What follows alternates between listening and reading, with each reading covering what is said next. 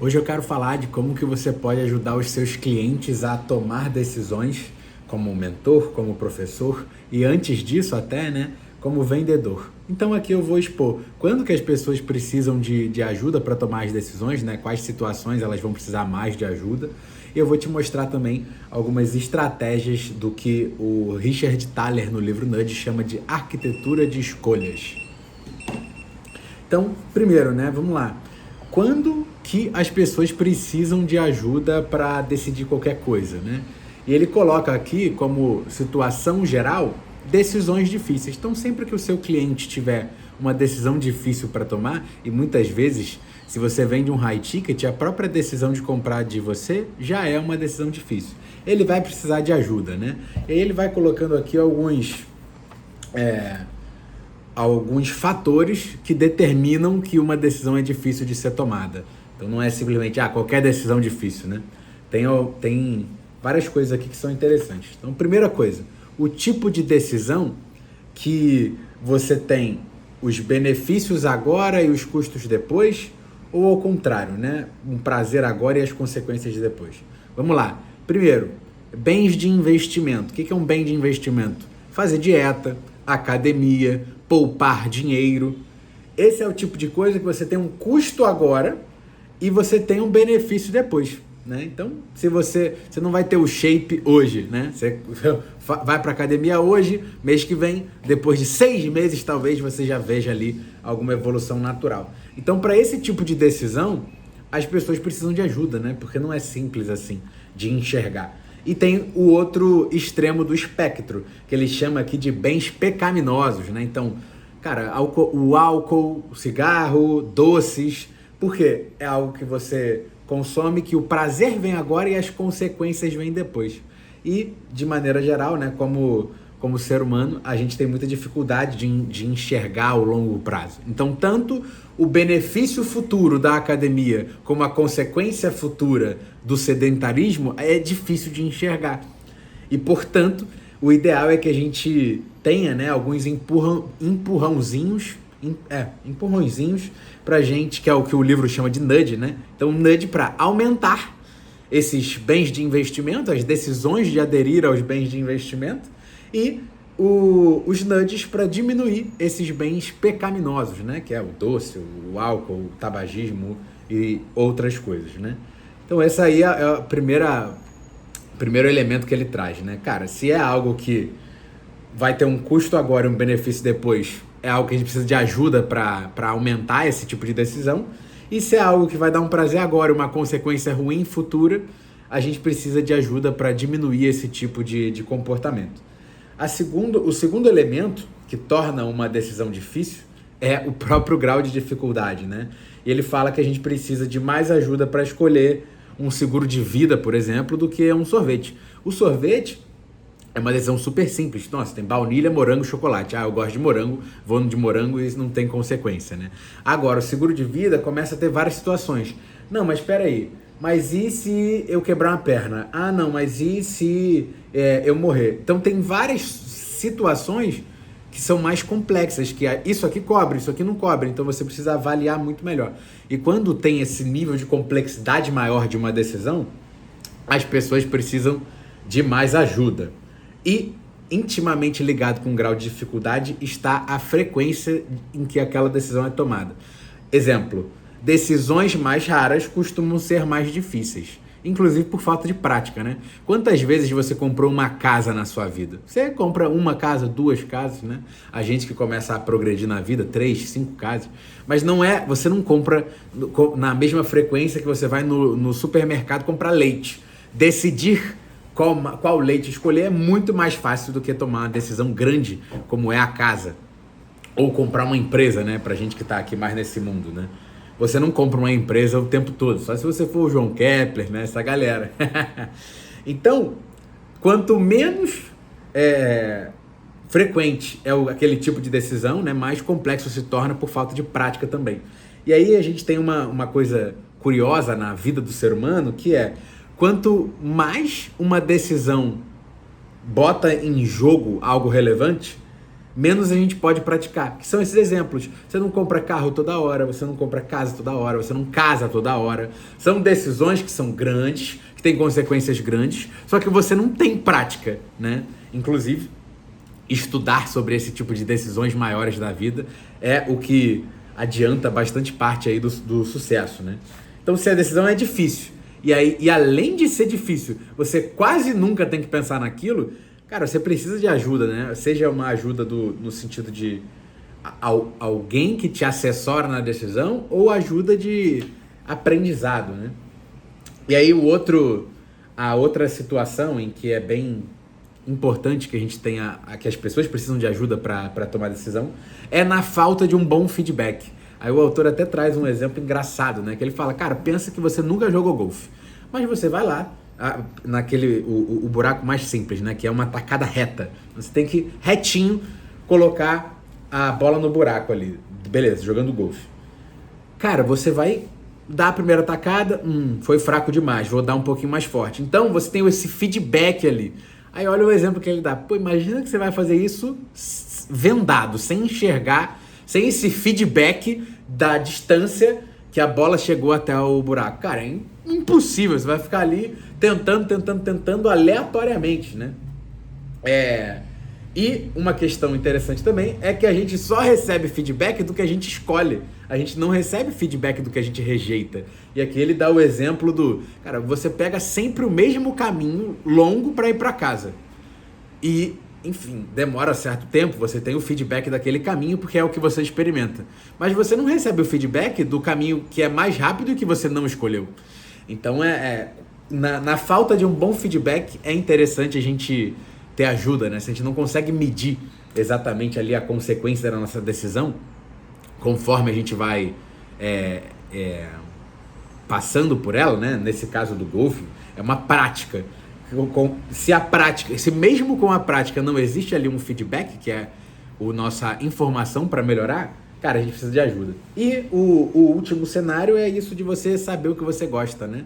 O sorvete, você sabe o que você gosta e também não tem consequência. Agora, o plano de saúde é muito mais difícil, né? Mas se engravidar, o plano cobre o parto? Mas o bebê já vem também segurado? E tem várias mini situações ali que você precisa saber.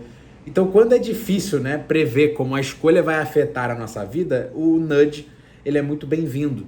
E nessas ocasiões em que a gente não tem como medir direito as consequências imediatas para a nossa vida, ou mesmo que não seja imediato, seja uma consequência futura, o que dificulta ainda mais a decisão, ter muitas alternativas e não ter ajuda para escolher, não adianta, né?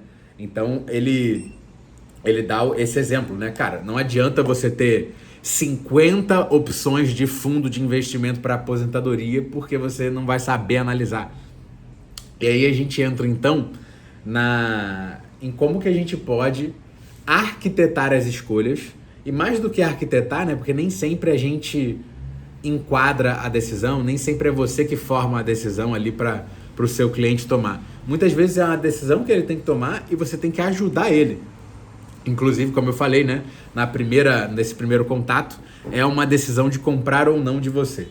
Então, beleza. Primeira coisa, se você influencia a decisão de alguém, você tem que se considerar um arquiteto de escolhas, né? Então, vamos lá para as estratégias. A primeira estratégia é a estratégia de ter uma opção padrão. Então, ela é uma estratégia que ela é adequada para situações difíceis. Exemplo, você está instalando um software no seu computador. Você não faz a menor ideia. Então, quando vem ali, né, aquele botãozinho já pré-selecionado de instalação padrão, nossa, já dá até um alívio, né? Porque ali embaixo tem a instalação personalizada com 5 campos diferentes para você definir e você não sabe nada daquilo ali. Então, quando a gente está numa situação difícil, é legal ter uma opção padrão. Tá, mas então como é que a gente usa isso para o nosso universo de curso e mentoria? Pegando o exemplo da mentoria, pensa que, cara, você tem quando o cliente compra a sua mentoria, ele tem o direito de fazer uma reunião individual com você. E ela tem a opção de fazer ou não fazer. Só que se você coloca como padrão que, cara, todo mundo que entra já tem 2 horários para ela escolher, você já manda, tem esse horário e esse horário, já fica ali como padrão para, cara, você não tem a opção de não fazer. Você não pergunta, você vai fazer ou não vai fazer. Você vai fazer, que horas?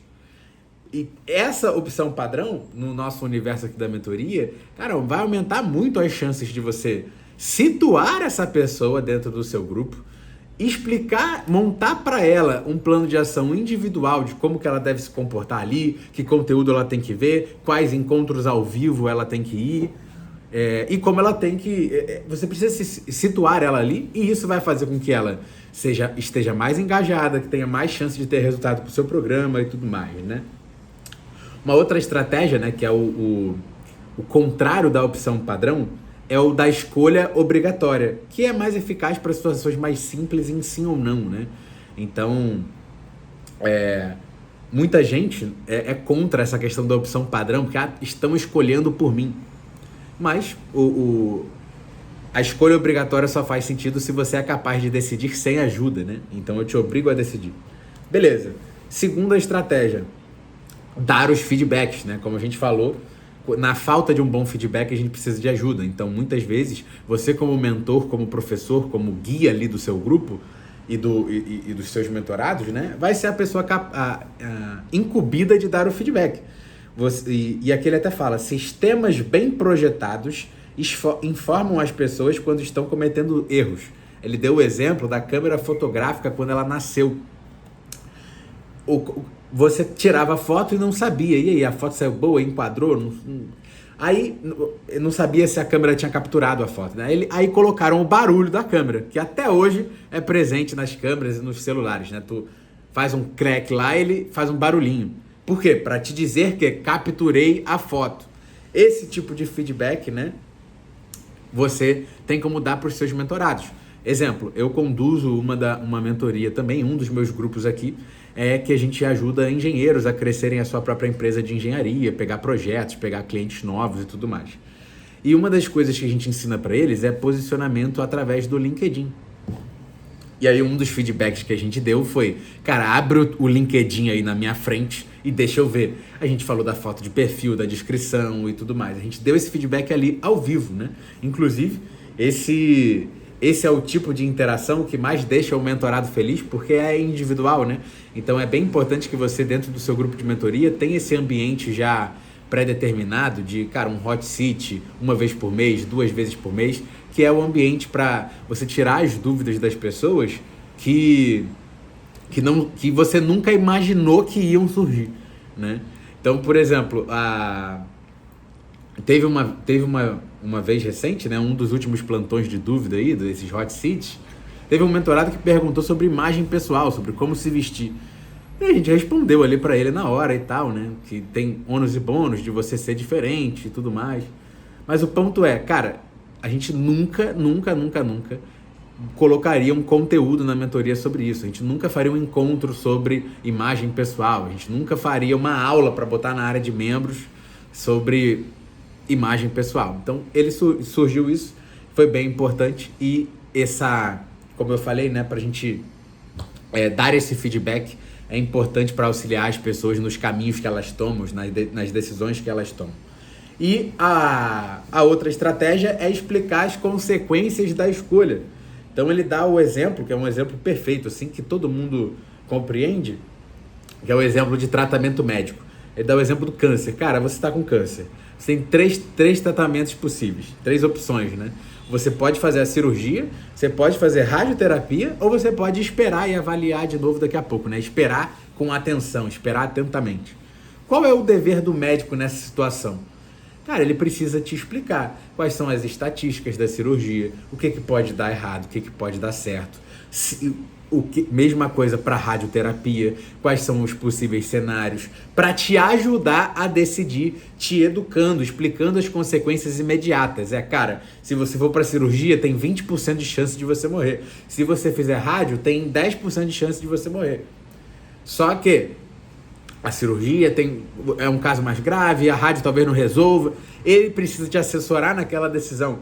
Então, uma das coisas que a gente precisa usar bem mais aqui no nosso mercado é pintar esses cenários de imaginação com o nosso cliente E isso a gente vê mais em processo de venda, né? De você vender o sonho, vender o objetivo e não o caminho, aquela parada toda, né? Não, vende a transformação, não vende o produto. Tá, isso faz sentido. Mas como que você aplica isso na prática, quando você já tá ali, você já convenceu o cara no discurso? Como que você retoma essa chama dele para ele continuar ali aplicando o que você ensina e procurando resultado? A forma é justamente essa, né? Quando você vai apresentar uma estratégia nova que demanda atitude dos seus clientes, né? Como nesse nosso caso aí do LinkedIn, cara, a gente demanda que eles postem. Eles precisam postar. A gente ensinou, mas só eles podem decidir fazer ou não. Como que eu posso ajudar eles, né? Explicando que consequências esse comportamento de postar continuamente pode ter. Olha aqui o fulano de tal, que fez 3 posts, teve, 20 mil de alcance, 200 leads, fechou 100 mil de contrato. Caraca, né? Então quer dizer que se eu postar, eu vou ter cliente. Ah, entendi, então eu vou postar. Porque normalmente as pessoas não conseguem enxergar essas consequências que não são imediatas. A gente já falou disso, né? Da tarefa que não tem feedback, da prática que não tem feedback, ou então de quando a consequência ou benefício está no futuro. É muito difícil de avaliar. Então você, como mentor, cara, é a sua obrigação vender as suas ideias, mostrando como que elas podem afetar a vida do teu cliente agora. E se a consequência for futura, você trazer essa clareza para ele, porque a probabilidade maior é de que ele não vai ser capaz de enxergar sozinho. Então, se você leva ele para essa transformação, que é a transformação do, ter clientes previsíveis caindo por mês lá, pingando no mês, você precisa dizer que, essa estratégia ela vai funcionar assim, assim, assado, porque olha aqui o resultado do outro fulano, e a gente usa vários artifícios para pintar esse cenário de olha o que vai acontecer se você decidir ir por esse caminho. E na posição de mentor, eu enxergo que esse é o nosso principal dever, é fazer uma expansão de visão, né? Expansão de consciência ali dos nossos clientes. Você precisa fazer ele enxergar o que ele não enxergaria sozinho. Esse é o dever do mentor, né? E às vezes o mentor é o cara que está ensinando os clientes a chegarem na posição dele, e às vezes não, né? Ele está ajudando externamente o cliente dele a chegar numa posição que ele também não está ainda, né? E em ambos os casos, a principal habilidade de você conseguir conduzir pessoas é uma habilidade do coach, que é a habilidade de você fazer ela entender o caminho e fazer ela caminhar por ela, entendendo as consequências, desejando as consequências. Então, assim,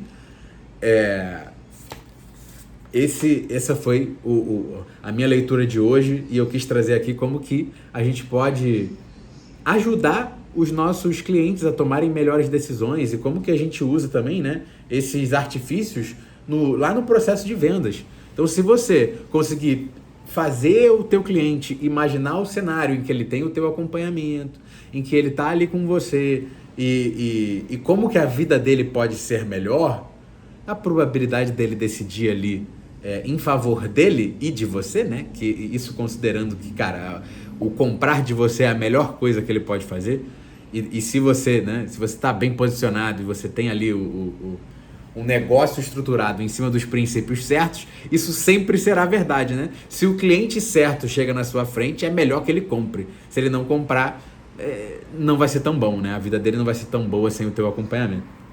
Isso, na minha visão, é uma premissa, né? Se você baseia o teu negócio em certos princípios. Então, dessa forma, né, a gente consegue analisar as situações em que os nossos clientes vão precisar de mais ajuda, que normalmente são essas decisões difíceis, que as consequências negativas estão no futuro, ou então os benefícios estão no futuro, ou são decisões que ele toma com pouquíssima frequência. A decisão de contratar, por exemplo, se é a primeira contratação dele, é algo que ele precisa de ajuda, né, para tomar a decisão.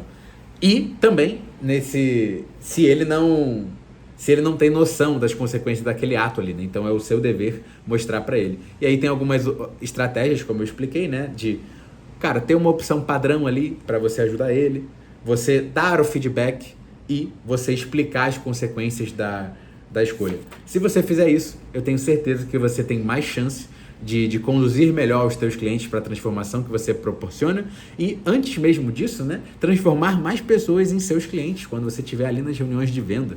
Se você conseguir ser um bom auxiliador de tomada de decisão, a sua vida vai ser muito melhor. Você vai conseguir, além de conduzir todos os seus familiares, os seus clientes, cara, você vai tomar melhores decisões na sua vida e isso é algo que influencia diretamente no nível de sucesso que a gente tem e no nível de felicidade que a gente tem.